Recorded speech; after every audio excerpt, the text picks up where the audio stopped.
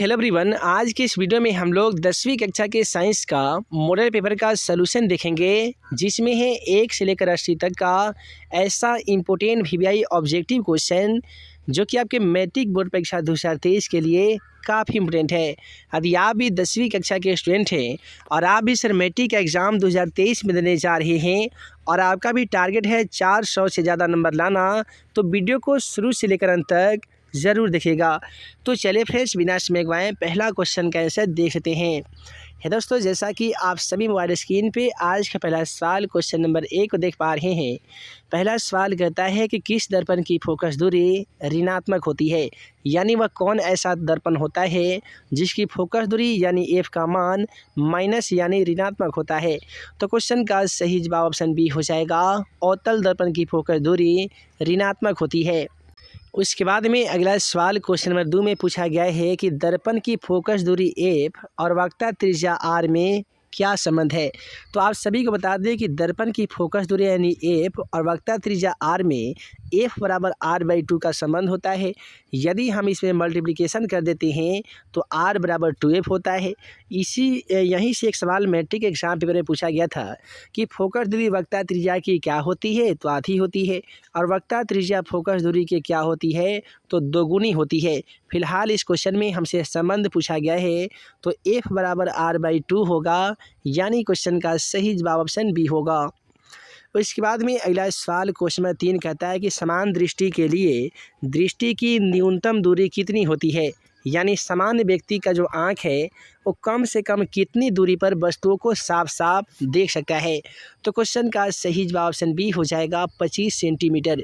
और याद रखिएगा कि यदि दूरी पूछा जाएगा ना, तो दूर बिंदु अनंत पे होता है और न्यूनतम दूरी जो पूछा जाता है उसमें 25 सेंटीमीटर होता है। उसके बाद में कहता है कि श्वेत प्रकाश का कौन सा रंग किसी प्रिज्म से गुजरने के पश्चात सबसे कम होता है। तो आप सभी को मालूम होगा कि जब श्वेत प्रकाश प्रिज्म से गुजरता है तो 7 रंगों में इस प्रकार से विभक्त हो जाता है, जिसमें सबसे ऊपरी भाग में लाल रंग होता है और सबसे निचली भाग में बैंगनी रंग होता है। यदि सबसे ज़्यादा झुकाव पूछा जाएगा तो यहाँ पे बैंगनी का होता है, लेकिन सबसे कम झुकाव पूछा जाएगा तो लाल का होता है। मैट्रिक एग्जाम पेपर में एक ऐसे सवाल भी पूछे जाते हैं कि किस वर्ण का विचलन सबसे अधिक होता है, तो याद रखिएगा बैंगनी वर्ण का विचलन सबसे अधिक होता है, और किस वर्ण का विचलन सबसे ज़्यादा होता है तो बैंगनी, और किस वर्ण का विचलन सबसे कम होता है तो लाल हो जाएगा। उसी प्रकार से पूछा जाता है कि किस वर्ण का तरंग दैर्ध्य सबसे अधिक होता है तो लाल हो जाएगा, और किस वर्ण का तरंग दैर्ध्य सबसे कम होता है तो वैसे स्थिति में क्वेश्चन का सही जवाब बैंगनी हो जाएगा। अब अगला सवाल क्वेश्चन नंबर 5 की ओर बढ़े। क्वेश्चन नंबर 5 कहता है कि मानव आँख की रेटिना द्वारा बनाई गई छवि कैसी होती है। तो याद रखिएगा, मनुष्य के आँख में जो रेटिना भाग होती है उसके द्वारा बनाई गई प्रतिबिंब यानी छवि वास्तविक और उल्टा होता है। तो यहाँ पे क्वेश्चन नंबर 5 का सही जवाब ऑप्शन बी हो जाएगा। उसके बाद में अगला सवाल क्वेश्चन नंबर 6 को देखिए। दोस्तों, क्वेश्चन नंबर 6 कहता है कि आकाश का रंग नीला प्रतीत होता है, यानी जो आकाश का जो रंग नीला हमें दिखाई देता है ये किसके कारण दिखाई देता है। तो दोस्तों, प्रकाश के प्रकीर्णन के कारण ही आकाश का रंग नीला दिखाई देता है। तो यहाँ पे क्वेश्चन का सही जवाब ऑप्शन बी हो जाएगा। उसके बाद में अगला सवाल क्वेश्चन नंबर 7 कहता है कि किस दर्पण से वस्तु का प्रतिबिंब हमेशा बड़ा बनता है। तो याद रखिएगा, अवतल दर्पण में किसी भी वस्तु का प्रतिबिंब हमेशा बड़ा बनता है और समतल दर्पण में समान बनता है। उत्तल दर्पण में किसी वस्तु का प्रतिबिंब वस्तु के वास्तविक आकार से छोटा बनता है। अब अगला सवाल क्वेश्चन नंबर 8 को देखिए। कहता है कि निम्नलिखित में से कौन सा लेंस निकट दृष्टि दोष को दूर करने के लिए उपयोग किया जाता है। याद रखिएगा, निकट दृष्टि दोष का निवारण उत्तल लेंस से बने चश्मे का व्यवहार करने से किया जाता है। तो क्वेश्चन का सही जवाब ऑप्शन सी हो जाएगा, अवतल लेंस। उसके बाद में कहता है कि निम्नलिखित में से कौन सा उपकरण विद्युत धारा की उपस्थिति को दर्शाता है, यानी वह कौन ऐसा उपकरण यानी मशीन है जिसके माध्यम से हमें ये मालूम चलता है कि विद्युत धारा है या नहीं है। तो उस मशीन को हम लोग गैल्वेनोमीटर कहते हैं। क्वेश्चन का सही जवाब ऑप्शन ए होगा, गैल्वेनोमीटर। उसके बाद में अगला सवाल क्वेश्चन नंबर 10 हमारा कहता है कि दाएं हाथ के अंगूठे के नियम को किसने प्रतिपादित किया था? तो आप सभी को बता दें कि दाएं हाथ के अंगूठे का नियम मैक्सवेल ने दिया था। तो इसलिए क्वेश्चन का सही जवाब यहाँ पे ऑप्शन डी हो जाएगा, मैक्सवेल।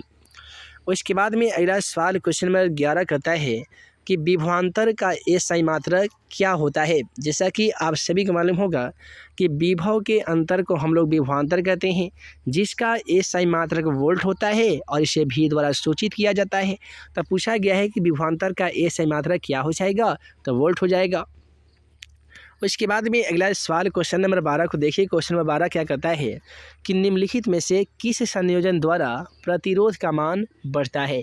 तो देखिए, श्रेणी क्रम संयोजन में किसी भी प्रतिरोध का मान बढ़ता है और समानांतर क्रम संयोजन में किसी भी प्रतिरोध का मान घटता है। तो बढ़ने की बात की गई है तो श्रेणी क्रम हो जाएगा, घटने की बात की जाएगी तो समानांतर क्रम हो जाएगा।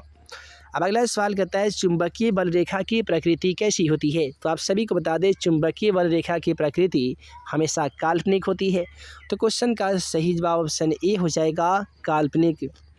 उसके बाद में कहता है कि 1 किलोवाट घंटा किसके बराबर होता है? यानी 1 kWh जिसको हम लोग किलोवाट हावर यानी घंटा के रूप में जानते हैं। तो 1 किलोवाट घंटा बराबर होता है 3.6 गुने 10⁻6 जूल के बराबर।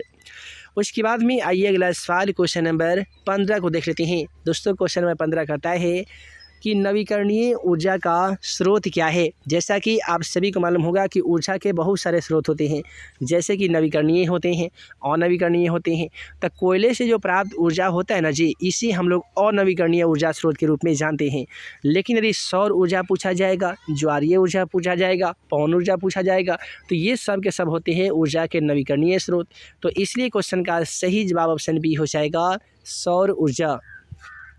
अब अगला सवाल क्वेश्चन नंबर 16 को देख लीजिए। क्वेश्चन नंबर 16 क्या कहता है कि कौन सा लेंस अपसारी लेंस भी कहलाता है? मैट्रिक एग्जाम पेपर में ऐसा सवाल हमेशा पूछा जाता है। तो याद रखिएगा, अवतल लेंस को हम लोग अपसारी लेंस कहते हैं और उत्तल लेंस को हम लोग अभिसारी लेंस कहते हैं। यही चीज़ दर्पण में जाकर चेंज हो जाता है। अवतल दर्पण को हम लोग अभिसारी दर्पण कहते हैं, लेकिन उत्तल दर्पण को हम लोग अपसारी दर्पण कहते हैं। ये भी याद रखिएगा।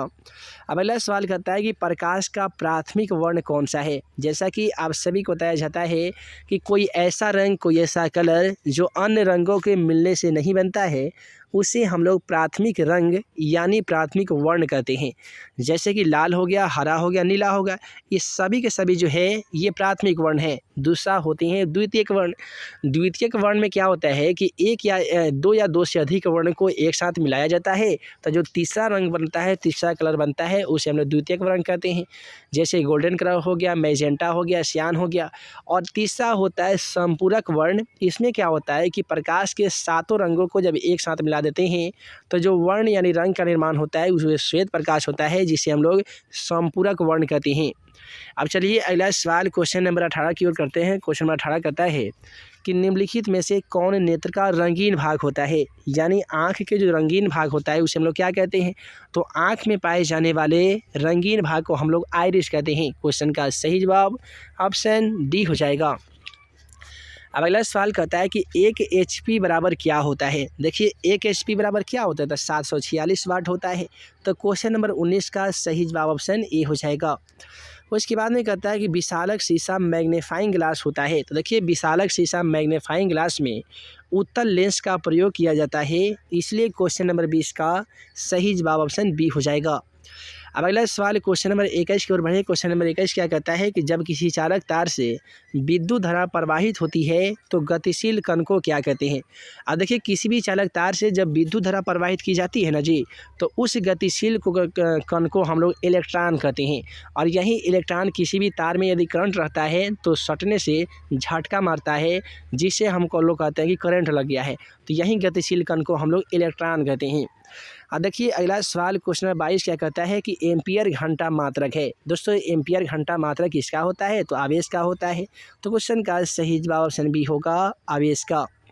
अब अगला सवाल क्वेश्चन नंबर 23 की ओर बढ़े। क्वेश्चन नंबर 23 कहता है निम्नलिखित में से कौन सा मात्रक W यानी वाट के बराबर है? देखिए, कौन ऐसा मात्रक है जो W यानी वाट के बराबर है? तो वह है जूल प्रति सेकेंड। यानी क्वेश्चन नंबर 23 का सही जवाब ऑप्शन ए हो जाएगा, जे प्रति एस। अब अगला सवाल क्वेश्चन नंबर 24 कहता है कि विद्युत धारा का SI मात्रक क्या होता है। तो आप सभी को बता दें कि विद्युत धारा का SI मात्रक एम्पियर होता है। तो क्वेश्चन का सही जवाब ऑप्शन ए हो जाएगा एम्पियर। यदि विभवांतर का पूछा जाएगा तो वोल्ट हो जाएगा, प्रतिरोध का पूछा जाएगा तो ओम हो जाएगा, विद्युत धारा का एम्पियर हो जाएगा और ये वाट होता है। वाट किसका मात्रक होता है, कमेंट सेक्शन में आप सभी जरूर बताइएगा। अब चलिए क्वेश्चन नंबर 25 की ओर। क्वेश्चन नंबर 25 कहता है कि ग्लोबल वार्मिंग के लिए उत्तरदायी गैस कौन सा होता है। तो आप सभी को बता दें कि ग्लोबल वार्मिंग उत्तरदायी के लिए जो गैस जो होता है ना जी, ये होता है कार्बन डाइऑक्साइड। और कार्बन डाइऑक्साइड को रासायनिक संकेत में CO2 लिखा जाता है, जिसमें कार्बन के 1 परमाणु और ऑक्सीजन के 2 परमाणु मौजूद होते हैं।